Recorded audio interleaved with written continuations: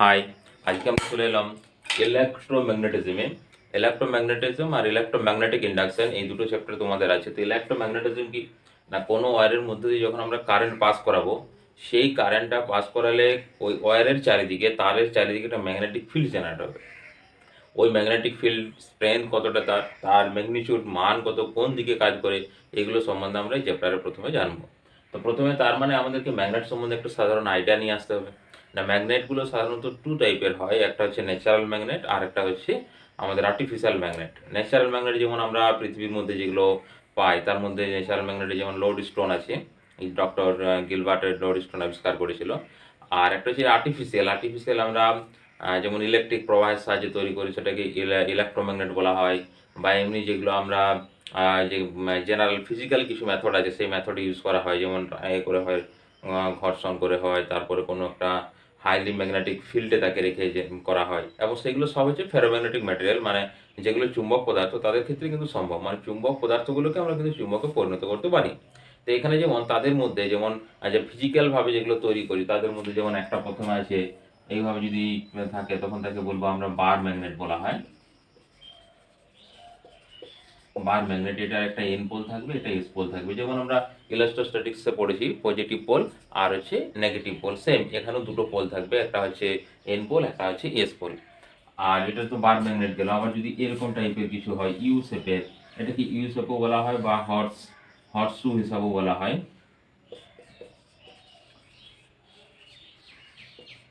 Magnet, হর্সু magnet হিসাবেও বলা হয়। আবার এইভাবে একটা শেপ পাওয়া যায়, যেটাকে আমরা বলি ম্যাগনেটিক নিডল। ম্যাগনেটিক নিডলটা খুব হালকা হয়, একটা অ্যাক্সিসের উপর রোটেট করতে পারে, এটারও দুটো পোল থাকে, এন পোল এবং এস পোল। এটার নাম হচ্ছে ম্যাগনেটিক নিডল। ম্যাগনেটিক নিডল, এটা হচ্ছে ম্যাগনেটিক নিডল। আর একটা আমাদের বল সকেট পাওয়া যায়, বল টাইপের এরকম, বল এন্ডেড, এটাকে এরকম বলা হয়, বল এন্ডেড ম্যাগনেট। এটার নাম হচ্ছে বল এন্ডেড ম্যাগনেট। মানে এগুলো সবগুলো কিন্তু আমরা ফিজিক্যালি ভাবে তৈরি করি। কোনোটাকে হাইলি ম্যাগনেটিক ম্যাগনেটিক ফিল্ডে রাখা হয়েছে, বা কোনোটাকে আমরা প্রপার একটা রাবিং করছি। বিভিন্ন মেথডে এগুলো করা হয়, মেথডে এই যে ম্যাগনেটগুলো আছে সেই ম্যাগনেটগুলো। এরপর আমরা দেখব যে এই যে ম্যাগনেটগুলো, সেই ম্যাগনেটগুলো কিভাবে লাইন অফ ফোর্স বা বলরেখা বা ম্যাগনেটিক ফিল্ড কিভাবে তারা জেনারেট করছে। না, ম্যাগনেটিক ফিল্ড কিভাবে জেনারেট করে, না যদি আমরা ধরো এটা একটা ম্যাগনেট, এই ম্যাগনেটে ধরো এখানে একটা ম্যাগনেটিক নিডল নিয়ে আসছি আমরা, তাহলে এই ম্যাগনেটিক নিডলটা কি করে না, ম্যাগনেটিক নিডলের যে পোলগুলো আছে সেই পোলগুলো কি হয়, ডিফ্লেক্টেড হয়। তাহলে ডিফ্লেক্টেড হচ্ছে মানে আমরা কি বুঝবো যে এখানে নিশ্চয়ই এর যে ম্যাগনেটিক যে ফিল্ড আছে, সেই ম্যাগনেটিক ফিল্ড, বা আমরা বলতে পারি এই ম্যাগনেটটার জন্য এই পয়েন্টে তার একটা অ্যাট্রাকশন বা রিপালশন যেরকম হবে, যদি এন মেরু আছে এখানে যদি এস মেরু হয় তাহলে অ্যাট্রাকশন হবে। আবার যদি অপোজিট, অর্থাৎ এই যে ম্যাগনেটটা আছে, এই ম্যাগনেটটা যে অঞ্চল জুড়ে তার আকর্ষণ বা বিকর্ষণ, অ্যাট্রাকশন এবং রিপালসের ধর্মটা থাকবে, সেই ফিল্ডটাকে বা সেই অঞ্চলটাকে বলবো আমরা ম্যাগনেটিক ফিল্ড। এবং এই ম্যাগনেটিক ফিল্ডে যদি আমরা একটা ম্যাগনেটিক নিডল নিয়ে একটা ধরো পেপারের নিচে রেখেছি একটা ম্যাগনেটকে, যে ম্যাগনেটিক যে নিডলটা আছে তার ধরো এন মেরু, এটাকে জাস্ট একটা পয়েন্টেড করলাম, এই পয়েন্টগুলো ম্যাগনেটটাকে সব দিকে সরাচ্ছি, ধরো এখান থেকে ম্যাগনেটটাকে এরকমভাবে সরিয়ে সরিয়ে সরিয়ে এভাবে নিয়ে গেলাম, তাহলে দেখা যাবে যে এইটার যে ডিরেকশন, মানে এন মেরু যে ডিরেকশন, সেটা দেখা যাবে এইভাবে রোটেট করছে, দেশতে চলে আসছে। আবার এখানে যদি নিয়ে যাই মানে নিচের দিকে, একটা পেপার ধরো একটা উপর দিকে নিচের দিকে, অর্থাৎ আমরা এখানে বলতে পারি যে এন মেরু থেকে লাইন অফ ফোর্সগুলো বের হচ্ছে এবং এস মেরুতে কিন্তু ঢুকে যাচ্ছে। ইলেকট্রিকের ক্ষেত্রে যেটা হয়, ইলেকট্রিক ধরো আছে, এটা সোজা ধরো স্ট্রেট ভাবে বেরিয়ে যায়, এটাকে আবার ইলেকট্রিকের এই যে পজিটিভ আছে, এই পজিটিভটা মানে একটা পজিটিভের সিম্পল পাওয়া যায়, অর্থাৎ এখানে যে পোলগুলো আছে সেই পোলগুলো কি করা হয়, সেপারেট করা যায়, নেগেটিভ বা পজিটিভ দুটোকে সেপারেট করে যায়। কিন্তু আমরা যদি ম্যাগনেটের ক্ষেত্রে দেখি, তাদেরকে কিন্তু এই ম্যাগনেটের এই যে পোলগুলো আছে, এন পোল এবং এস পোল, এদেরকে কিন্তু আমরা সেপারেট করতে পারি না। কেন সেপারেট করতে পারি না, না তার বিভিন্ন থিওরি আছে, তোমরা উঁচু ক্লাস অবশ্যই পড়বে, জাস্ট এখন জেনে রাখো যে এটাকে সেপারেট কিন্তু করা যায় না, যতই ছোট করি আমরা, মানে ম্যাগনেটটা কেটে কেটে কেটে কেটে তুমি একবার ছোট করে দিচ্ছ, তাও কিন্তু এন এবং এস পোল এটা থাকবে। তাহলে এই যে ফোর্সগুলো আছে, আবার এই যে লাইন অফ ফোর্স, এই লাইন অফ ফোর্সগুলো কিন্তু কোনো সময় কাট করবে না, এই দুটো একসঙ্গে কাট করবো, মানে এরকম ভাবে হবে না এদিকে নিজে বেরোলো আবার এদিকে চলে, এই যে কাটিং পয়েন্ট থাকবে না। তার কারণ আমরা ইলেকট্রিক ফিল্ডে দেখেছি যে ইলেকট্রিক ফিল্ডের যে ডিরেকশন সেটা কিভাবে ক্যালকুলেট করেছি, ইলেকট্রিক ফিল্ডের ডিরেকশন ক্যালকুলেট করেছি যে লাইন অফ ফোর্স গুলো ছিল এটা এই ডিরেকশনে ছিল, মানে যে ডিরেকশনে লাইন অফ ফোর্স আছে সেই ডিরেকশনে। এখন আমরা যদি আহ, যে ইলেকট্রিক ফিল্ড ধরো এই ডিরেকশনে আছে, তো আবার যেগুলো আছে কার্ভ সারফেসের কিছু ছিল তাদের ক্ষেত্রে কি করেছিলাম, আমরা একটা পয়েন্ট আমরা স্পর্শক টেনেছিলাম। তো এখানে যদি আমরা দেখি দুটো আসবে, দেখো এই ডিরেকশনে একটা আসবে আর এটার ক্ষেত্রে এই ডিরেকশন আসবে। তাহলে একটা পয়েন্টে ম্যাগনেটিক ফিল্ডে দুটো ডিরেকশন কিন্তু কোনোদিনও সম্ভব নয়, মানে একটা ডিরেকশন থাকবে, ওই জন্য এরা কিন্তু কোনো সময় কাট করবে না। আর এগুলো যত তারা পরস্পরকে অ্যাট্রাকশন করে, এগুলো হচ্ছে ম্যাগনেটিক লাইন অফ ফোর্সের, যে ম্যাগনেটিক লাইন অফ ফোর্সের ধর্ম, সেই ধর্মের মধ্যে আমরা পাই। এখন এটা গেলো তো আমাদের ম্যাগনেটের, মানে কি ম্যাগনেটের আমরা এগুলো দেখলাম যে এই ম্যাগনেটগুলো হচ্ছে একটা ন্যাচারাল ম্যাগনেট, এবং ন্যাচারালের মধ্যে আবার কিছু আমরা আর্টিফিশিয়াল যেগুলো তৈরি করেছি, আর যেগুলো পার্মানেন্ট ম্যাগনেট, এগুলো হচ্ছে সবগুলো পার্মানেন্ট ম্যাগনেটের ক্ষেত্রে আমরা ফিল্ড টিল্ড এগুলো দেখলাম। এখন এই যে স্ট্রেংথটা যদি ইলেকট্রিকের ক্ষেত্রে হয়, না ইলেকট্রিকের ক্ষেত্রে কিভাবে আমরা জেনারেট করব, ওরস্টেড বলে একটা বিজ্ঞানী ছিল, ওরস্টেড এক্সপেরিমেন্ট। না ওরস্টেড এক্সপেরিমেন্টটা কি, না ধরো একটা সিম্পল ওয়্যার, এবারে উনি কারেন্ট পাঠাচ্ছেন, এখানে একটা ম্যাগনেটিক নিডল রেখেছেন, এই ম্যাগনেটিক নিডল কি করছে, এটা ধরো এন এটা এস, যখনই কারেন্ট পাঠাচ্ছেন, মানে এই যে অবজারভেশনটা আমি বলছি, যখনই উনি কারেন্ট পাঠাচ্ছেন দেখা যাচ্ছে যে এই ম্যাগনেটটা কি করছে না ম্যাগনেটটা মুভ করে যাচ্ছে বা ম্যাগনেটটা ডিফ্লেক্টেড করছে। এখন এইভাবে অ্যাঙ্গেল চেঞ্জ করছি, এদিক ওদিক সমস্ত ক্ষেত্রে কিন্তু ডিফ্লেক্টেড হয়েছে। একটা কন্ডিশনে উনি ডিফ্লেকশন পাননি, যেটা হচ্ছে যদি আমরা ম্যাগনেটিক নিডলটাকে ধরো এটা হচ্ছে ম্যাগনেটিক নিডল আছে, তো এটা এন আর এটা এস, যদি আমরা এইভাবে রাখি এটাকে, তার ক্ষেত্রে কিন্তু উনি এই যে এর যে ডিফ্লেকশন সেই ডিফ্লেকশনটা কিন্তু উনি অবজার্ভ করতে পারেনি। তার ওরস্টেড এক্সপেরিমেন্ট থেকে আমরা কি জানতে পারলাম যে অবশ্যই একটা ফিল্ড জেনারেট হয়, কারণ ফিল্ড যদি না জেনারেট হয় তাহলে কিন্তু এই যে ম্যাগনেটিক নিডল, এই ম্যাগনেটিক নিডলটা কিন্তু কি করবে না, ম্যাগনেটিক নিডলটা তোমার এন মেরু বা এস মেরু যেটাই বলি কেন ডিফ্লেক্টেড আসবে না, মানে ওর যেটাকে বলবো যে ওটা ভাইব্রেট করবে না বা ডিফ্লেকশন আসবে।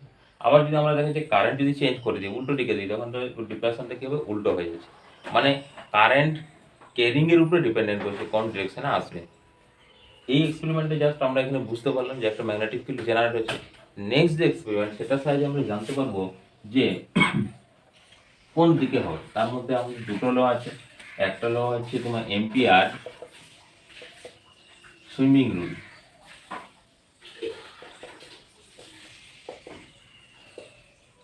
এম্পিয়ার সুইমিং রুল, আর একটা আছে রাইট হ্যান্ড থাম্ব রুল। এই দুটো লয়ের সাহায্যে আমরা বুঝতে পারবো যে দিকটা মানে কোন দিকে হবে ম্যাগনেটিক ফিল্ড জেনারেট। না এম্পিয়ার সুইমিং রুলস তোমরা মাধ্যমিক ক্লাসও পড়েছো। সুইমিং রুল কি না, কোনো একটা যদি ব্যক্তি ধরো সাঁতার কাটছে, তার নিচে যদি তার থাকে, তার ঠিক নিচে একটা কোনো ওয়্যার আছে, এবং যেদিকে সাঁতার কাটছে ওইদিকে যদি প্রবাহ হয়, তাহলে চার যেদিকে চোখ থাকবে, অর্থাৎ তারের আবার নিচে কোনো ধরো ম্যাগনেট আছে, সেই ম্যাগনেটের এন মেরু যেটা, সেই মেরুটার বিক্ষেপ কোণ দিয়ে হবে, তার যেটা লেফট হ্যান্ড থাকবে। অর্থাৎ আমরা যদি এইভাবে ধরে নিই যে এরকম একটা হচ্ছে আমাদের ওয়্যার, এর উপরে লোকটি সাঁতার কাটছে, এখানে একটা ম্যাগনেটিক নিডল আছে আমাদের, এই ম্যাগনেটিক নিডল এটা হচ্ছে এন এটা এস। তাহলে এইভাবে যদি সাঁতার কাটে, এইদিকে যে দেখো কারেন্টের ডিরেকশন এটা আছে, এটা আয়ের ডিরেকশন, তাহলে লেফট সাইড কোন দিকে পড়ছে, ওইদিকে পড়ছে, মানে এটা তো বোর্ডের ওইদিকে যাবে, অর্থাৎ আমরা এই মেরুটার এই ডিরেকশনে ডিফ্লেক্টেড হবে। আর যেটা থাম্ব রুল, এটা কি না, ধরো পুরো তুমি এরকম হাতটাকে পুরো কি করলাম আমরা সোজা করে দিলাম, যদি এই ডিরেকশনে কারেন্ট ফ্লো হয় তাহলে এটার ডিরেকশনে ডিফ্লেকশন হবে। আমার নিচে যদি ম্যাগনেট থাকে, ধরো আমার পেনটা হচ্ছে ম্যাগনেট, তাহলে এই কালোটা হচ্ছে আমার এর মেরু, তাহলে ডিফ্লেক্টেড কোন দিকে হবে, এদিকে, এই যে যেদিকে বৃদ্ধাঙ্গুলি আছে সেদিকে ডিফ্লেক্টেড হবে। তাহলে এখান থেকে আমরা ডিপ পেয়ে গেলাম। আবার এখন ধরো যদি সিম্পল আমি এরপর এটাকে ওয়্যার ভাবি, এটা তার ভাবি, ধরো এদিকে আছে এর কারেন্ট ফ্লো হচ্ছে, তাহলে এর নিচে কি হলো, এর মেরুটার ডিফ্লেকশন কোন দিকে, লেফট সাইড, মানে আমরা এদিকে আসছে দেখো, এই ডিরেকশনে ডিফ্লেকশন হবে। এরপর যদি এখানে যায় তাহলে কি উপর দিকে হয়ে যাবে, এখানে যদি যায় তাহলে হবে এইদিকে, আবার এখানে যদি যায় তাহলে এইদিকে, মানে এইভাবে রোটেট করবে। অর্থাৎ এটাকে কি বলবো আমরা, ক্লক ওয়াইজ। এটা দেখো ক্লক ওয়াইজ আসছে, তাহলে যদি সামনের দিকে ফ্লো হয় কারেন্টে যে কোনো খাতার ক্ষেত্রে, তখন কি আসবে, এইভাবে রোটেট হবে। অর্থাৎ এটাকে বলছি আমরা ক্লক ওয়াইজ রোটেশন হবে। অর্থাৎ আমরা যদি খাতাতে দেখি এর দিকটা, তার ক্ষেত্রে কিরকম দিক আসবে, না খাতাতে দেখলে দিকটা আসবে ধরো সবারই খাতার উপর দিকে যদি আমরা এরকম একটা লাইন জানি এবং এই ওয়ারে কারেন্ট ফ্লো হচ্ছে, তার ঠিক রাইট সাইডে দেখো এই ডিরেকশনে এইভাবে রোটেট করবে, এইখানে এইভাবে রোটেট করছে, তাহলে এই ডিরেকশনে আসবে ডট, মানে নিচের দিকে ঢুকছে, মানে বোর্ডটাতে ঢুকে গেল। আর এটাতে কি আসবে না, কারণ বোর্ডটাকে যদি আমরা এরকম উপর দিকে তুলি তার ক্ষেত্রে বুঝবে যে ওইভাবে ঢুকছে, কারণ এটা তো তাহলে আমাদেরকে নিচ থেকে মানে এইখান থেকে চোখ দিয়ে দেখতে হচ্ছে, তাহলে দেখো ওই ডিরেকশনে আসবে। আর এটার ক্ষেত্রে কি আসছে, এটা আসছে ক্রস, বা এরকম ভাবে অনেকে মনে রাখে বা আমরা মনে রাখতে পারি। আর ধরো তীর চিহ্নটা এটা ঢুকছে ভিতর দিকে, তার মানে জাস্ট লাস্ট পয়েন্টটা এই জন্য ডট হলো, এটা হচ্ছে জাস্ট উপর দিকে উঠছে, তার মানে হলো ক্রস। এভাবেও আমরা কিন্তু এটা মনে রাখতে পারি। আচ্ছা, বা এটার যদি আমরা দ্বিতীয় রুলটা ইউজ করি তার ক্ষেত্রে দেখো সেম এইভাবে আছে, তাহলে এটা ডিফ্লেকশন নিচটা হবে কি এই ডিরেকশনে, তাহলে উপরটা কোন দিকে হবে, উপরে উঠবে, এইখানটা ওই দিকে যাবে, ওই দিকটা কি হবে, নিচের দিকে যাবে। তাহলে এটা আমরা দিক পেয়ে গেলাম। এরপর যেমন আমরা দেখলাম যে পার্মানেন্ট ম্যাগনেটের ক্ষেত্রে আমরা কি না লাইন অফ ফোর্স ড্র করেছি, তার ক্ষেত্রে একটা আমরা কি না ম্যাগনেটিক নিডল, তাকে পেপারের নিচে ম্যাগনেট রেখে তারপর ম্যাগনেটিক নিডলের যে এন মেরু ডিফ্লেকশন বা এস মেরু ডিফ্লেকশন যে কোনো একটা, তাদের ডিফ্লেকশন দেখে আমরা কি করলাম না ডিফ্লেকশন দেখে আমরা লাইন অফ ফোর্স ড্র করলাম। তো এখানে দেখো আমরা দিক পেয়ে গেছি। বা আবার দুটো রুল আছে, সেই রুল থেকে আমরা এর যে লাইন অফ ফোর্সগুলো সেই লাইন অফ ফোর্সগুলো ড্র করতে পারি। একটা হচ্ছে আমাদের কর্ড স্ক্রু রুল বলা হয়, যেগুলো ইন্ডিয়ান স্ক্রু ধরো তাদের ক্ষেত্রে প্রযোজ্য, মানে এইভাবে যদি আমরা রোটেট করাই স্ক্রুকে, আর দেখো লেফট টু রাইট যদি আমরা রোটেট করাই তাহলে স্ক্রু দেখবে সামনের দিকে যাবে, অর্থাৎ স্ক্রু দেখবে টাইট হয় লেফট টু রাইট। তাহলে স্ক্রু সামনের দিকে যাচ্ছে, অর্থাৎ ওই সামনের দিকে যাওয়াটাকে যদি আমরা কারেন্টের ফ্লো ধরে নিই, তাহলে যেদিকে স্ক্রু রোটেট করছি ওই ডিরেকশনে ম্যাগনেটিক লাইন অফ ফোর্সগুলো জেনারেট হবে, অর্থাৎ এই ডিরেকশনে আসবে এইভাবে। এবং এটাকে সার্কুলার আসবে, কোনো এর মধ্যে দিয়ে পুরো সার্কুলার আসবে। অর্থাৎ যদি আমরা এইভাবে আঁকি, ধরো এটা যাচ্ছে এই ডিরেকশনে, অর্থাৎ এটাকে এইভাবে রোটেট করাবো, তাহলে এইখানে ধরো রোটেট করেছি, তাহলে মানে এই ডিরেকশনে আসবে, এরপর আবার একটা আসবে এখানে, আবার একটা আসবে, এইভাবে এটা রোটেট করতে থাকবে, মানে এইগুলো ডিরেকশনটা আসবে সব এই ডিরেকশন আসবে। মানে যখন আমরা এইভাবে রোটেট করেছি, মানে এটা তো দেখানো যাচ্ছে না, জাস্ট এইরকম ধরে এই পেনটার বোর্ডে, তাহলে এই পেনের বোর্ডের ভিতর দিকে ঢুকছি, তাহলে বোর্ডের ভিতর দিকে যদি আমরা ঢুকে সামনের দিকে দেখি তাহলে হচ্ছে এই ডিরেকশনে আসছে। আর যখন আমরা এটাকে এরকম ভাবে করে দেবো, দেখো ওই যে যখন কারেন্ট উপর দিকে আছে তার কোন ডিরেকশন, এইদিকে এই ডিরেকশন রোটেট করতে হবে, তাহলে উপর দিকে উঠবে, তাহলে এই ডিরেকশন রোটেট করা মানে কি এইভাবে আসবে, অর্থাৎ লাইন অফ ফোর্সটা একবার ওইদিকে যাবে, এটার ক্ষেত্রে এইদিকে আসে, তার মানে এই যে এটা এটা এই ডিরেকশনে আছে, এটা ওই ডিরেকশনে আছে, এইভাবে এটা কিন্তু রোটেট করছে। এরপর যখন আমরা এটাকে ডাউনওয়ার্ড করে দেবো তখন এই তীর চিহ্নগুলো কি করবে না উল্টো দিকে হয়ে যাবে, এটা হচ্ছে কট স্ক্রু রুল। বা আমরা আরেকটা রুল ইউজ করতে হয় রাইট হ্যান্ডেরই, এই যে এই রুলটা, ধরো এই ডিরেকশনে আছে তো একটা, মানে ভাব পেনটাকে ধরলে আবার ভালো হয়, ধরো পেনের ডিরেকশনে কারেন্ট যাচ্ছে, মানে যেটা আমরা বৃদ্ধাঙ্গুল নিচ্ছি, তাহলে এই দিকে যে মুভমেন্ট আছে এই মুভমেন্টের দিকে, অর্থাৎ আঙুলগুলো যেদিকে ব্যাট হয়েছে এই বরাবর, অর্থাৎ তাহলে এই পয়েন্টে কি হবে উপর দিকে যাবে, এই পয়েন্টে কি হবে এই ডিরেকশন আসবে, এই পয়েন্টে কি হবে না নিচের দিকে যাবে। এই রুলটার সাহায্যে আমরা কিন্তু ক্যালকুলেট করতে পারি। বা এরপর আমরা চলে যাব ম্যাগনিটিউড, মানে এর যে মানটা, যে ম্যাগনেটিক ফিল্ড ধরে জেনারেট হচ্ছে, এর আমরা দিক পেয়ে গেলাম, এরপর মান কত হবে না, মানের জন্য আমাদেরকে পড়তে হবে বায়োসাভার্টের সূত্র, বায়োসাভার্ট ল, বা এটাকে একটা আর একটা নাম হচ্ছে ল্যাপ্লাস ল। না বায়োসাভার্ট বা ল্যাপ্লাস ল কি না, ধরো একটা ওয়্যার এই ডিরেকশনে কারেন্ট ফ্লো হচ্ছে, এটা যদি আমরা একটা স্মল এলিমেন্ট ধরো ডিএল কনসিডার করি, ডিএল থেকে আর ডিস্টেন্সে এখানে ধরো ম্যাগনেটিক ফিল্ড, এটাকে আমরা ধরে নিলাম ডিবি, মানে স্মল বড়টাকে ডিবি কনসিডার করে নেওয়া হয়েছে। এই ডিবির ভ্যালু কি হবে না কার উপরে ডিপেন্ডেন্ট করে, এটা যে সূত্রগুলো আমাদেরকে দিয়েছিল সেটা হচ্ছে ল্যাপ্লাস ল।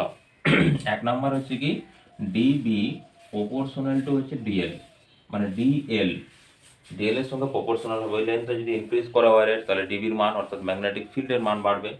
আবার দ্বিতীয় নাম্বার হচ্ছে কি না dB proportional to r square, 1/r², inversely proportional, স্কোয়ারের ইনভার্সলি প্রপোর্শনাল। আবার ডিবি প্রপোর্শনাল টু আই, মানে কারেন্ট যে ফ্লো হবে তার সঙ্গে কিন্তু প্রপোর্শনাল, অর্থাৎ কারেন্ট যদি বেশি হয় ম্যাগনেটিক ফিল্ড বেশি জেনারেট হবে, কারেন্ট যদি কম হয় ম্যাগনেটিক ফিল্ড কম জেনারেট হবে। আর এই অ্যাঙ্গেলটা থিটা, এটার উপরে ডিপেন্ডেন্ট করে, কারণ থিটা তো আর ডিরেক্টলি লিখতে পারবো না, কিছু একটা আমাদের সাইন নিতে হয়, সাইন কস এগুলো নিতে হয়, কোসাইনগুলো। আর ডিবি প্রপোর্শনাল টু হচ্ছে সাইন অফ থিটা।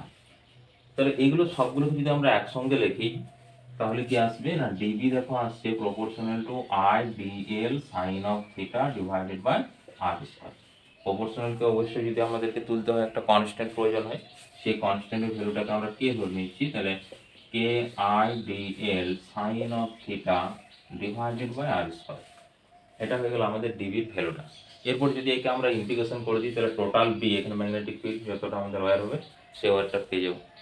তো এই কে এর একটা ভ্যালু আছে যেটাকে আমরা বলি 4μ0/4 পাই। এটা হচ্ছে কিন্তু ফ্রি স্পেসে, যেখানে বায়ু বলতে পারি, বায়ুটাও সেম ধরা হয় কারণ ভ্যালুটা বিশেষ করে চেঞ্জ হয় না।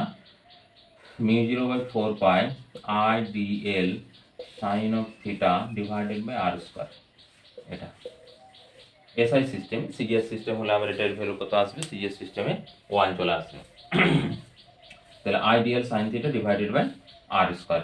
এখন এটা যদি আমরা ভেক্টর ফর্ম লিখি, না ভেক্টর ফর্মটা কেন দরকার, না ভেক্টর ফর্ম থেকে আমরা কিন্তু যখন আমরা ম্যাগনিটিউড বার করছি, যেহেতু ইলেকট্রিক ফিল্ড যেমন একটা আমাদের ভেক্টর কোয়ান্টিটি, ম্যাগনেটিক ফিল্ডও আমাদের কি না একটা ভেক্টর কোয়ান্টিটি, তার মানে তার যে ডিরেকশনগুলো সেই ডিরেকশনগুলো পেয়ে যাবো আসলে। এই জন্য ভেক্টর ফর্মটা হচ্ছে dB equal to μ0 divided by 4 pi I dL cross R vector divided by R cube. আমি কি করলাম না, এখানে যেহেতু আর হ্যাট, এই যে যেটা হচ্ছে ডিএল, আই এর ডিরেকশন এল এর ডিরেকশন সেম, মানে এটা এই বরাবর যদি আই হয়, কারণ আইটা হচ্ছে আবার স্কেলার কোয়ান্টিটি, তো এই ডিরেকশনে যদি কারেন্ট ফ্লো হয় তাহলে লেন্থটাকে এইটার সঙ্গে ইকুয়াল ধরা হয়, মানে ওর ডিরেকশনটা লেন্থের ডিরেকশন। আর ডিএলটা কি, না ডিএলটা হচ্ছে এই যে ডিস্টেন্সটা, এই বরাবর ডিস্টেন্সটা, তাহলে ওই বরাবর ইউনিট ভেক্টর দিয়ে আমি প্রথম মাল্টিপ্লাই করলাম, তারপর কি না ইউনিট ভেক্টর মানে কি না ধরো আর ক্যাপ দিয়ে মাল্টিপ্লাই করছি, তাহলে কি হবে আর ভেক্টর বাই আর, তাহলে উপরে যদি আর ভেক্টর লিখি নিচে একটা মড আর, মানে আর দিয়ে মাল্টিপ্লাই করতে হবে, জন্য কি হচ্ছে আর কিউ হয়ে গেছে। এরপর দেখো এই ক্রস যে আছে আমাদের, এই ক্রসটাকে যদি আমরা তুলে দিই তাহলে কি চলে আসবে, সাইন থিটা চলে আসবে, কারণ ক্রস প্রোডাক্টের ক্ষেত্রে কি আছে সাইন থিটা আছে। এখন দেখো এইখানে ডিরেকশনটা যেটা আমরা কর্কস্ক্রু রোল বা গ্রিপ রোল, থাম গ্রিপ রোল, এটা যে আজ ইউজ করলাম, এটা থেকে আমরা বের করতে পারবো। কারণ দেখো যদি আমরা ধরে নিই এটাকে ওয়াই এক্সিস ধরে নিলাম, এটাকে এক্স এক্সিস, ওয়াই মানে ইউনিট ভেক্টর হবে জে, এক্স মানে হচ্ছে আই। এরপর দেখো প্রথমে আছে ডিএল, তাহলে ডিএল মানে জে ক্রস আই, তাহলে জে ক্রস আই মানে হচ্ছে মাইনাস কে মানে কি এই যে প্লেনটা, এই প্লেনে তুমি যদি এক্স ওয়াই ধরো তাহলে মাইনাস কে কি হবে, এই প্লেনটার ভিতর দিকে হবে, তাহলে এই প্লেনটার ভিতর দিকে মানে কি এই যে প্রোডাক্টটা চলে আসছে না, এই প্লেনটার ভিতর দিকে আমরা প্রোডাক্টটা পেয়ে গেলাম, মানে ওই বরাবর ডিরেকশনটা আমরা পেয়ে যাচ্ছি। এই জন্য ভেক্টর যে ফর্মটা, সেই ভেক্টর ফর্মটা কিন্তু আমাদেরকে ভালো করে মনে রাখতে হবে। এরপরে এখান থেকে আমাদের যে বিশেষ করে যেমন এই যে বি ম্যাগনেটিক ফিল্ডের আমাদের যেমন weber metre two the power -2 একক, এর যে এককটা, সেই একক থেকে কাজে লেগে আমরা যে μ0 এর এককটা ক্যালকুলেট করতে হবে। আর তোমার এটার ভ্যালুটা তোমাকে মনে রাখতে হবে μ0 পারমিবিলিটি অফ ফ্রি স্পেস μ0।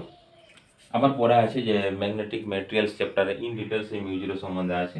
তাহলে ধরো এখান থেকে আমরা কি লিখতে পারি, μ0 সমান দেখো আসছে ডিবি আর কিউ, কনস্ট্যান্ট টাকা লিখলাম না, আই ডিএল, আই আর ডিএল থাকছে কারণ এই মেথডটা ইউজ করলাম, আর সাইন থিটার কোনো একক থাকবে না, ওর ডাইমেনশনও থাকবে না। তাহলে ডিবি মানে কি magnetic field weber, W b লেখা হয় মিটার টু দি পাওয়ার -2, আর মানে হচ্ছে দেখো এটা তাহলে কিউব আসবে না, আর স্কোয়ার আসবে, তাহলে r m square metre square divided by I, ampere লিখি, এর মানে হচ্ছে আবার একটু মিটার, তাহলে মিটার মিটার ক্যান্সেল হয়ে যাচ্ছে, তাহলে দেখো weber ampere inverse metre inverse. তাহলে μ0 একক আসছে weber ampere inverse metre inverse, এটা হয়ে গেল একক। এরপর যদি আমরা ডাইমেনশন ক্যালকুলেট করি তাহলে দেখো ডিবির প্রথমে ডাইমেনশন আমাদেরকে পুট করে দিতে হবে। তো ডিবির ডাইমেনশন কি পাবো না, এখান থেকে ইজিভাবে ক্যালকুলেট করতে পারি, এফ ইকুয়াল টু হচ্ছে কিউ ভি বি, এই ভিটা কিন্তু ভ্যালোসিটি নট পোটেনশিয়াল ডিফারেন্স।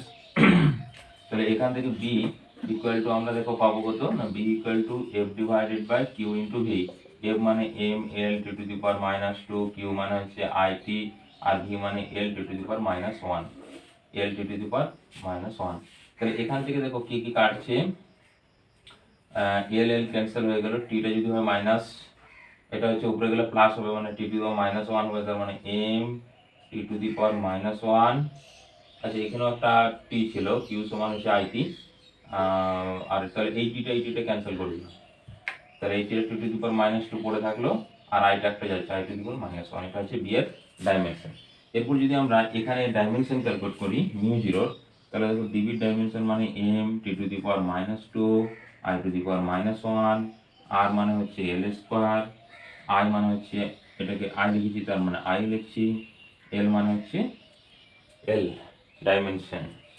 তাহলে দেখো এখানে কি কি কাটছে, এটা আই গেলে -3 হয়ে যাচ্ছে, এইটা -2 হয়ে যাচ্ছে, তাহলে এম এল এল আর এই এল একটা এল কেটে যাচ্ছে, মানে এল পড়ে থাকছে, টি কি পড়ে থাকছে, টি টু দি পাওয়ার -2 পড়ে থাকছে, আই টু দি পাওয়ার হচ্ছে -2। এটা হয়ে গেল আমাদের মিউ জিরোর ডাইমেনশন। আর এই ভ্যালুটা তোমাকে মনে রাখতে হবে, কারণ এটা তো এক্সপেরিমেন্টালি ভ্যালু। মিউ জিরো সমান হচ্ছে 4 পাই ইন্টু 10⁻⁻7।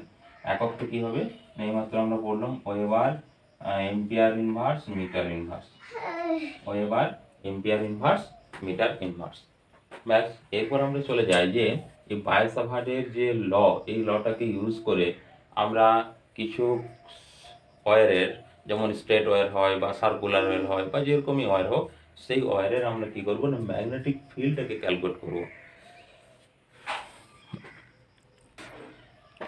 তো প্রথমে আমরা চলে এলাম ইনফাইনাইট, 1 নম্বরে করছি infinite long wire. Infinite long wire, ধরো এটা একটা হচ্ছে ইনফিনিট, এই ডিরেকশনে চলে গেছে, এই ডিরেকশনে কারেন্ট ফ্লো হচ্ছে আই, এখান থেকে ডিস্টেন্সটা হচ্ছে আর, এই আর ডিস্টেন্স আমাকে ম্যাগনেটিক ফিল্ড ক্যালকুলেট করতে হবে। তো এখানে আমরা স্মল এলিমেন্ট একটা ডিএল কনসিডার করে নিলাম, যেটা এখান থেকে ডিস্টেন্স আছে এল, এল ডিস্টেন্সে ডিএল। তাহলে এখানে ম্যাগনেটিক ফিল্ড এটাকে ধরে নিচ্ছি ডিবি। এই ডিবিটাকে যদি এরপর ইন্টিগ্রেশন করে দিই আমরা, তাহলে টোটাল আমরা কি পাবো না এই ম্যাগনেটিক ফিল্ড পেয়ে যাবো। তাহলে প্রথমে আমরা ডিবি ভ্যালুটা এখানে লিখি, এই অ্যাঙ্গেলটা কিন্তু আগে জানতে হবে, ধরো থিটা আছে।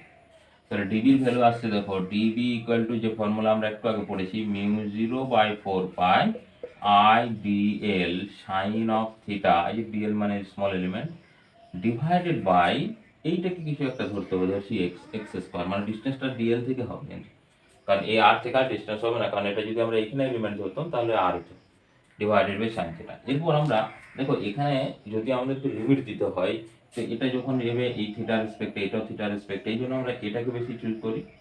এই রেসপেক্টে যদি করি, যদি ইনফিনিটি হয়, দেখো এটা বাড়তে বাড়তে 90 হবে, তার বেশি হবে না।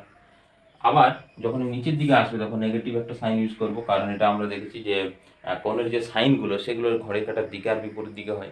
যদি দিকে হয় তখন আমরা কি ধরি, এই দিকে হলে নেগেটিভ আর উল্টা দিকে হলে পজিটিভ ধরি। তো তাহলে এখানে আমরা প্রথমে কোণগুলোকে যে করবো, দেখো এইটা নিয়ে আসবো, ধরো এটাকে আমরা ধরে নিচ্ছি আলফা। এই কোণটা কত হবে না, এটা তো 90 ডিগ্রি অবভিয়াসলি হবেই, তাহলে এটা 90, এটা আলফা। এই অ্যাঙ্গেলটা কত আসবে, অ্যাঙ্গেলটা আসবে 90 মাইনাস অফ আলফা, অবশ্যই 90 মাইনাস আলফা আসবে। তো প্রথমে আমরা এই ডিএল এর ভ্যালুটা বার করি। না ডিএল এর ভ্যালুটা বার করার জন্য দেখো এখানে আসছে আমাদের এল বাই আর সমান কি না, এল বাই আর সমান tan অফ থিটা, মানে tan অফ আলফা হবে, এখন tan অফ আলফা ধরে নেব, কারণ দেখো এল হচ্ছে কি পারপেন্ডিকুলার আর আরটা হচ্ছে বেস, পারপেন্ডিকুলার বাই বেস সমান কি হয় tan অফ আলফা। তাহলে এখান থেকে আমরা লিখছি এল সমান হচ্ছে আর tan অফ আলফা। একে যদি আমরা ডিফারেন্সিয়েট করি তাহলে ডিএল সমান পাবো আর tan এর মানে হচ্ছে x² alpha into D alpha. আচ্ছা, এরপর আমাদের ডিএল এর ভ্যালু পেয়েছি সাইন অফ থিটা। দেখো সাইন থিটাটাকে আমরা রিপ্লেস করে দিলাম, থিটাটাকে আলফা টার্মে যদি রিপ্লেস করে দিই, বা সাইন থিটা ডাইরেক্ট আমরা থিটাটা আছে তো সাইন থিটা, তার মানে এইখান থেকে আমরা এই ভ্যালুটা পেয়ে যাবো, এখান থেকে। কেন না এইটা সাইন থিটা, তো তাহলে এই ভ্যালুটা কত আসছে 180 মাইনাস অফ এই অ্যাঙ্গেলটা, তাহলে থিটার এখান থেকে আমরা কিন্তু একটা ভ্যালু পেয়ে যাবো। তাহলে এইভাবে আমরা লিখছি থিটা ইকুয়াল টু হচ্ছে 180 minus of 90 minus of alpha, এটা কি হয়ে গেল, এটা প্লাস হয়ে গেল। তাহলে এখানে দেখো থিটা ইকুয়াল টু চলে আসছে, কারণ টোটাল থেকে এটা বিয়োগ করে দিচ্ছি, তাহলে এটা কত আসছে 90 প্লাস অফ আলফা চলে আসছে। তাহলে sine of theta equal to কত আসছে, সাইন অফ 90 প্লাস আলফা আমরা লিখতে পারি। তাহলে 90 প্লাস আলফা মানে কি cos অফ আলফা, আর ভ্যালুটা আসছে পজিটিভ, মানে অল সাইন সেকেন্ড কোয়াড্রেন্টে পড়ছে, এটা হয়ে গেল cos অফ আলফা। তাহলে সাইন থিটারও ভ্যালু পেয়ে গেলাম আমরা। এরপর পেয়েছি দেখো এক্স এর ভ্যালু।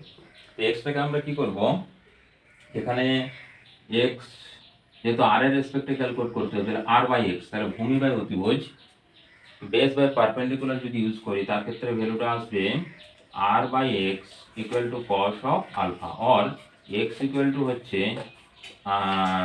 আর হচ্ছে কস অফ আলফা, বা এখানে আর অফ 1 বাই কস মানে কত সেক অফ আলফা। তাহলে sec অফ আলফা যখন আমাদের ভ্যালু চলে এসছে, এরপর যদি আমরা এক্স স্কোয়ার করি, যেহেতু এক্স স্কোয়ার আছে, তাহলে এক্স স্কোয়ার ইকুয়াল টু কত আসবে, আর স্কোয়ার sec স্কোয়ার আলফা। ব্যাস, এই টার্মগুলো সবগুলোকে, কারণ কি আমরা এই আলফা এই যে ভেরিয়েবল আছে এই ভেরিয়েবলে কনভার্ট করছি, তার কারণ লিমিটটা বসানোর ক্ষেত্রে সুবিধা হবে। কারণ অনেক ভেরিয়েবল যদি থাকে, ধরো এখানে DL variable, theta variable, x variable, তাহলে এতগুলো ভেরিয়েবলে তুমি কিন্তু লিমিট ইউজ করতে পারবে না। কোন লিমিট ইউজ করবে? এই জন্য একটা কি করলাম, আমরা একটা কমন ভেরিয়েবলে কনভার্ট করে দিলাম। এই কমন ভেরিয়েবলে কনভার্ট করার পর আমরা কি করছি, এরপর এটাকে আমরা ইন্টিগ্রেশন করে দেবো। তাহলে ডিবি ইকুয়াল টু হচ্ছে μ0 divided by 4 pi I, dL এর জায়গাতে কি ছিল, R sec square alpha D alpha, sine থিটার জায়গাতে হচ্ছে cos of alpha, divided by নিচে কত আসছে, এক্স স্কোয়ার মানে হচ্ছে R square sec square alpha. তাহলে দেখো sec square alpha sec square alpha কেটে গেল, এখানে একটা আর কাটে, একটা আর পড়ে থাকবে, আর হচ্ছে ডি আলফা কস আলফা। তার মানে এখানে আসছে μ0 বাই 4 পাই আই, এটা পুরোটা কনস্ট্যান্ট বাইরে বার করে দিলাম, এখানে পড়ে থাকছে cos of alpha D alpha, আর কেউ পড়ে থাকছে না নিচে। আর এই আরটাও দেখো কনস্ট্যান্ট, কারণ এখান থেকে ডিস্টেন্সটা, এটা তো ভেরিয়েবল না। তাহলে দেখো একটা কমন আমাদের ভেরিয়েবলে চলে এলো। এরপর ইন্টিগ্রেশন যদি আমরা করি, টোটাল ম্যাগনেটিক ফিল্ড বি সমান কত আসবে, μ0 by 4 pi R integration cos of alpha into D alpha. তো লিমিট কি চুজ করবে? দেখো আলফা যদি বাড়তে বাড়তে উপর দিকে যায়, কত আসবে, 90-এর বেশি হবে না যদি ইনফিনিটিভ হয়। বা আমরা এখন জেনারেল মেথড ইউজ করছি, θ1 θ2 ধরছি, তাহলে এই উপর দিকটাকে ধরলাম হচ্ছে থিটা, আচ্ছা থিটা না লিখে আলফা যেহেতু লিখেছি আলফা 1, আর এটাকে দিয়ে দিলাম আলফা 2। এরপর একটা নেগেটিভ আসবে, যেটা খুশি তুমি এখানে নেগেটিভ দিতে পারো, কোনো অসুবিধা নেই। তো আমি এখানে আলফা এটাকে নেগেটিভ দিলাম, আলফা 1টা মানে নিচের দিকটাকে আলফা 1 ধরেছি, উপর দিকটাকে আমি আলফা 2 ধরেছি। এরপর যদি কসের ইন্টিগ্রেশন করি, তাহলে সাইন আসবে, কসের ইন্টিগ্রেশন সাইন, পজিটিভ না নেগেটিভ আসছে, পজিটিভ আসছে, তার মানে হচ্ছে μ0 ডিভাইডেড বাই 4 পাই আর কসের হচ্ছে সাইন অফ আলফা, লিমিট হলো কি মাইনাস আলফা থেকে আলফা, মানে এটা 2 হয়ে গেলে এটা 1। এরপর যখন আপার লিমিট ইউজ করবো তখন হচ্ছে সাইন অফ আলফা, এরপর মাইনাস, সাইনের যদি মাইনাস হয় তার ক্ষেত্রে কি হয়, সাইনের মাইনাস ভ্যালুটা কি হয়, মানে যদি আমরা দেখি sine of minus of theta সমান হচ্ছে মাইনাস সাইন থিটা। তার মানে এখান থেকে আরেকটা মাইনাস বেরোবে, আর যখন আপার লিমিটের পর মাইনাস লোয়ার লিমিট, তাহলে মাইনাসে মাইনাসে প্লাস হয়ে যাবে, অর্থাৎ এটা আই একটা থাকবে, ভ্যালুটা আসছে কত, μ0 I divided by 4 pi R sine of alpha 1 plus sine of alpha 2। এটা হচ্ছে একটা জেনারেল মেথড। এরপর যদি আমরা বিভিন্ন জায়গাতে চলে আসি, ইনফিনিটিভ হলো বা তার ক্ষেত্রে কি হবে, সেমি ইনফিনিটিভ কি হলে কি হবে, কোন পয়েন্টে কি আসবে, সেগুলোর ক্ষেত্রে আমরা ডিটেলস এরপরে চলে আসছি। এরপরে কন্ডিশনে চলে এলাম না, কন্ডিশনের ক্ষেত্রে প্রথমে ধরে এটাকে ইনফিনিটিভ ধরছি, তাহলে এক নম্বর হচ্ছে ইনফাইনাইটের ক্ষেত্রে দেখো এই অ্যাঙ্গেলটা বাড়তে বাড়তে কত দূর বাড়বে, এরকম হবে অনেক দূরের ক্ষেত্রে, তার মানে এটা কত, 90 ডিগ্রি। তার মানে আলফা 1 ইকুয়াল টু আলফা 2 সমান আসবে কত, 90 ডিগ্রি আসবে, কারণ এটাও বাড়তে থাকবে নিচের দিকে। তাহলে সাইন 90 মান দুটো 1, তাহলে দুটো 1 এর ক্ষেত্রে ভ্যালু আসছে μ0 আই ডিভাইডেড বাই, এটা 2 চলে আসছে, 2 আসার জন্য এখানে একটা 2 মাল্টিপ্লাই হচ্ছে 4 পাই ইন্টু আর, এটা পেলাম। এরপর যদি সেকেন্ড ধরি সেমি ইনফিনিটি, 2 নম্বরে সেমি ইনফাইনাইটের ক্ষেত্রে কি আসবে না, এরকম ভাবে একটা হবে, এটা আর হবে, আর এই দিকটা বেড়ে যাবে। তাহলে একটা 90 ডিগ্রি হলো, আর এটা দেখো এটার সঙ্গে অ্যাঙ্গেলটা কত, 0। তার মানে আমরা নিচেরটাকে θ1 যেটা নেগেটিভ ধরেছি সেটা হচ্ছে 0, আর যেটা 2টা সেটা হচ্ছে 90। তার মানে এই 2 টার্মটা থাকবে না। 2 টার্মটা যদি না থাকে তখন সেমি ইনফিনিটিভের ক্ষেত্রে ভ্যালুটা কি আসবে, সেমি ইনফিনিটিভ এখানেই ভ্যালুটা লিখছি, বি সমান হচ্ছে μ0 I divided by 4 pi into R, কত থাকবে, 2 ভ্যালুটা, যেটা এই 2 ভ্যালুটা থাকছে না। এরপরে যদি আমরা পয়েন্টটাকে একটু এই পয়েন্টে নিয়ে নিই, এইরকম জায়গাতে নিয়ে নিলাম পয়েন্টটা, তাহলে এখান থেকে পয়েন্ট যদি নিই, এটাকে যদি ইনফিনিটিভ ডিসটেন্স ধরে নিই আমরা, এটাকে ধরো আর, তাহলে এই রেসপেক্টে যে অ্যাঙ্গেলটা, মানে এরপর যদি আমরা এটাকে ডট ডট ডট করে বাড়িয়ে দিই, সবসময় পারপেন্ডিকুলার তো, তাহলে এটা মানে এইটাকে পিছন দিকে বাড়িয়েছি, এই ডিসটেন্সটা, এখান থেকে এই ডিসটেন্সটা ক্যালকুলেট করছি আমরা। তাহলে এখন যদি আমাদের এই যে অ্যাঙ্গেলটা, এটা তো ইনফিনিটিভ চলে যাচ্ছে, তাই ইনফিনিটিভ গেলে অবশ্যই এটা কি আসবে 90 আসবে। আর এইটা কিন্তু একটা ফাইনাইট ভ্যালু থাকবে যেটা ডিপেন্ডেন্ট করবে এই লেন্থটার উপরে এবং এই লেন্থটার উপরে। বুঝা গেছে? তাহলে এই দুটো লেন্থের রেসপেক্টে এই লেন্থ এবং এই লেন্থ এই দুটো রেসপেক্টে যদি আমরা এই অ্যাঙ্গেলটা ক্যালকুলেট করে নিতে পারি বা ধরে এটার একটা নাম আমরা দিয়ে দিলাম আলফা 1 আর এটা 90 ডিগ্রি, তখন তার ভ্যালুটা কি আসবে? না, তার ক্ষেত্রে তোমার ভ্যালুটা চলে আসবে b equal to mu 0 I divided by 4 pi r sin of alpha 1 plus হচ্ছে 1, মানে ওই sin 90 এর ভ্যালুটা কত চলে এলো 1। তাহলে এর উপরে sin of আলফা 1 এর ভ্যালুটা কত আসবে তার উপরে ডিপেন্ডেন্ট করবে। আবার হচ্ছে সেকেন্ড কন্ডিশন, যদি আমরা ধরে নিই যেটা হচ্ছে ইনফিনিটি পয়েন্টটাকে ধরেছি এর উপরে, মানে এরকম পয়েন্ট এখানে যদি হয়, তো এই জায়গাতে ভালো করে লক্ষ্য করে দেখো যে আমাদের যে ভ্যালুগুলো আসছে সেই ভ্যালুগুলো এখান থেকে ডট ডট ডট তুমি ইনফিনিটিভ টানছো, তাহলে ওর রেসপেক্টে মানে ডিসটেন্সটা তো এখান থেকে আমরা ক্যালকুলেট করবো ওয়াই এর রেসপেক্টে, তাহলে ওয়াই এর রেসপেক্টে ডিসটেন্সটা হচ্ছে ধরো এইভাবে আসছে, তাহলে অ্যাঙ্গেলটা কত ডিগ্রি আসছে? না, অ্যাঙ্গেলটা আসছে তোমার, তাহলে এখানে ভালো করে দেখো এই যে অ্যাঙ্গেলটা এটা যদি আসছে 90 ডিগ্রি, তুমি সেম দিকে দেখো, এখান থেকে যদি আমরা এই পয়েন্টটা ধরি এটাও সেম ডিরেকশন, আবার এখান থেকে যদি এটা যদি সেম ডিরেকশন, তাহলে আমাদের দুটো ভ্যালু আলফা 1 ইকুয়াল টু কত আসছে 90 ডিগ্রি আসছে আর আলফা 2 সমান 90 ডিগ্রি আসছে।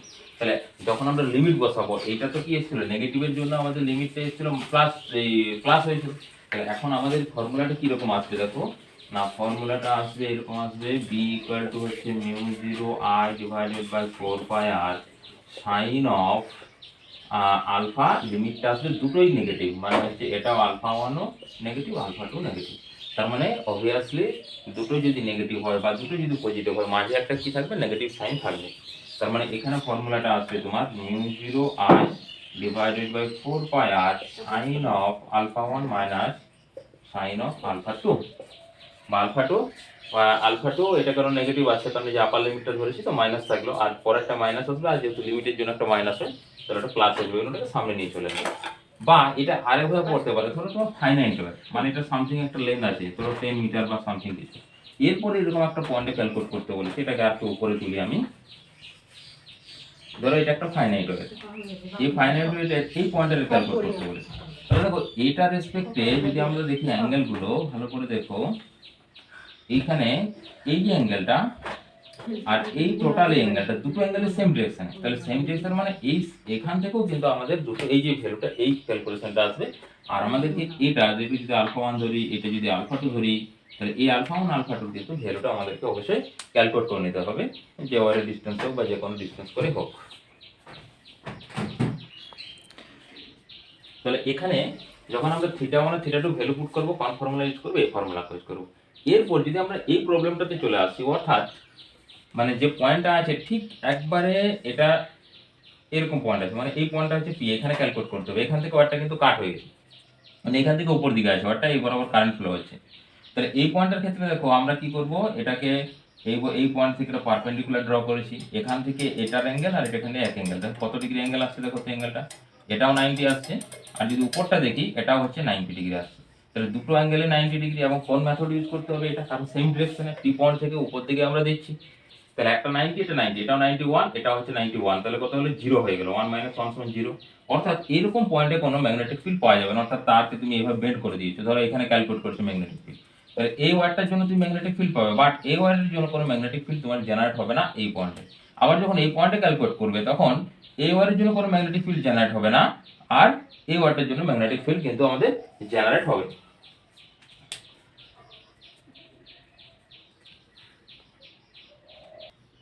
এরপর যদি এরকম একটা সিচুয়েশন হয়, ধরো এটা একটা ওয়্যার এই ডিরেকশনে কারেন্ট ফ্লো হচ্ছে, এটা একটা এই ডিরেকশনে কারেন্ট, তোমাকে এখানে ম্যাগনেটিক ফিল্ড ক্যালকুলেট করতে বলেছে, বা ধরো এখানে ক্যালকুলেট করতে বলেছে বা এখানে ক্যালকুলেট করতে বলেছে, তাহলে আমি তিনটা পয়েন্ট করছি এ বি সি।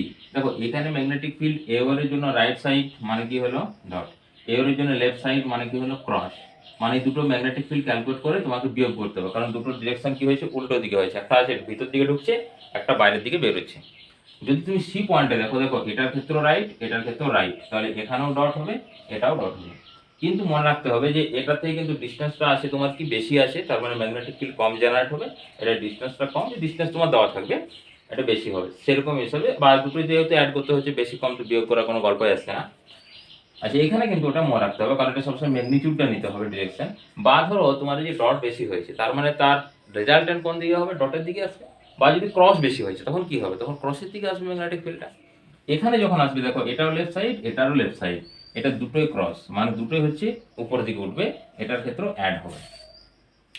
এটা গেল। দ্বিতীয় নাম্বার, যদি আমরা ধরো দুটো ওয়্যারকে এভাবে নিই, মানে এটা জাস্ট ছবিতে বোঝা যাচ্ছে না, ধরো সেম ডিরেকশনে, মানে একটা ওয়্যার আছে ডট, মানে আমি ধরছি যে ওয়্যারটা ভিতর দিকে কারেন্ট যাচ্ছে, আর একটা আছে ক্রস, আচ্ছা দুটোকে ডট ধরি, এটা ধরো ভিতর দিকে কারেন্ট আছে, তোমাকে এইরকম পয়েন্টে বার করতে বলছে দুটো থেকে ডিস্টেন্সটা সেম, বুঝে গেল? মানে এই যে ধরো পেনটা, এই একটা পেন আর একটা পেন, এই দুটো কারেন্ট আছে, দুটো হচ্ছে ভিতর দিকে ঢুকছে, মানে এই পেন থেকে এইদিকে ঢুকছে, এটা ওইদিকে ঢুকছে, এই পয়েন্টে ক্যালকুলেট করতে হবে। তো এই পয়েন্টে ক্যালকুলেট করার জন্য ধরো যদি তোমাকে দুটোই দিয়েছে ডিস্টেন্স আর আর করে, তাহলে এই ডিস্টেন্সটা যদি আর আর দেয়, এখন এই পয়েন্টের রেসপেক্টে যদি এটা হয়, তাহলে এটা কি হলো, এই যে আমাদের বোর্ডটা আছে সেই বোর্ডের সঙ্গে কি হয়েছে, এটা লম্ব হয়েছে, পারপেন্ডিকুলার হয়েছে। তার মানে দেখো আমরা যখন বোর্ডের সঙ্গে এটাকে প্যারালাল করছি তখন বোর্ডের ভিতরে ঢোকাচ্ছিলাম, তাহলে এখন এই ওয়্যারটা নিজেই কি হয়েছে না, নিজেরটা হচ্ছে আগে, হ্যাঁ ভালো করে দেখো, এটা যখন প্যারালাল ছিল তখন ম্যাগনেটিক ফিল্ডটা কি ছিল, লম্ব ছিল, অর্থাৎ পারপেন্ডিকুলার ছিল। তাহলে এখন যদি এ পারপেন্ডিকুলার হয় তাহলে এই কি হবে, প্যারালাল হবে। তাহলে কোন ডিরেকশনে প্যারালাল হবে না, যদি এটা আসে তো সামথিং, ধরো আমি ধরে নিচ্ছি এটা এইভাবে আসছে একটা ম্যাগনেটিক ফিল্ড আছে, আবার এর জন্য কি আসবে, এর জন্য একটা আসবে ম্যাগনেটিক ফিল্ড, এটা কোন ডিরেকশনে আসবে না, এটা হচ্ছে ডট আছে তো, তাহলে সেম ডিরেকশনে আছে, ধরো এটা এই ডিরেকশনে আসছে। তাহলে এই যে দুটো ডিরেকশন পেলাম তাদের অ্যাঙ্গেলটা আমাকে ক্যালকুলেট করতে হবে, এই অ্যাঙ্গেলটা দিয়ে রেজাল্টেন্ট ফ্যাক্টর, যে রেজাল্টেন্ট ফর্মুলা আছে সেই রেজাল্টেন্ট ফর্মুলা থেকে ফাইনাল যে ম্যাগনেটিক ফিল্ড, সেই ম্যাগনেটিক ফিল্ড আমাকে ক্যালকুলেট করতে হবে, বুঝা গেল? মানে এইটা যখনই পারপেন্ডিকুলার চলে আসবে তখন এগুলো প্যারালাল চলে আসবে, আর এগুলো সবসময় যদি এই যে আর ডিস্টেন্স গুলো তার রেসপেক্টে আমরা অ্যাঙ্গেলটা ক্যালকুলেট করে নিতে পারবো, এটা ধরো বা এটাও যদি আর হয় তাহলে এটা 60 হয়ে যাবে, বা কিছু কন্ডিশন তোমাকে দেওয়া থাকবে সেখান থেকে অ্যাঙ্গেলটা বার করবে, এই অ্যাঙ্গেলটা রেসপেক্টে অ্যাঙ্গেলটা আসবে, কারণ সেম ডিরেকশন আসবে, দুটো একই দিকে মুভ করবে। ব্যাস এই পর্যন্তই। পরের ভিডিওতে সার্কুলার কোনো কয়েল আসবে এবং তার ডিটেলস এবং এটারও কিছু ডিটেলস নিউমেরিক্যাল করাবো। এই পর্যন্তই। আর ভিডিও শেষে অবশ্যই করে রাখি লাইক কমেন্ট এবং শেয়ার অবশ্যই করবেন। থ্যাংকস।